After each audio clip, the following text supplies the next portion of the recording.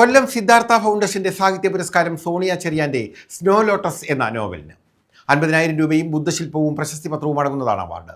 ഫെബ്രുവരിയിൽ പുരസ്കാരം സമ്മാനിക്കും. ടിബറ്റൻ ജനതയുടെ അഭയാർത്ഥിത്വത്തിന്റെ അതിസങ്കീർണമായ പ്രശ്നങ്ങളാണ് നോവലിൽ ആഴത്തിൽ ആവിഷ്കരിച്ചിരിക്കുന്നത്.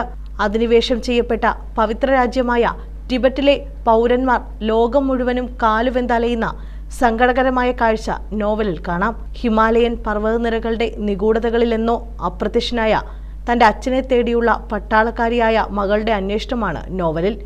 ഇളവൂർ ശ്രീകുമാർ, കെ സജീവ് കുമാർ എന്നിവരടങ്ങിയ ജൂറിയാണ് കൃതി തെരഞ്ഞെടുത്തതെന്ന് Siddhartha foundation secretary Suresh Siddhartha, jury chairman K Sajeev Kumar, foundation cultural committee അംഗം ജ്യോതി കൃഷ്ണ, സിദ്ധാർത്ഥ ഫൗണ്ടേഷൻ ചെയർമാൻ സജീവ് മംഗലത്ത് തുടങ്ങിയവർ അറിയിച്ചു.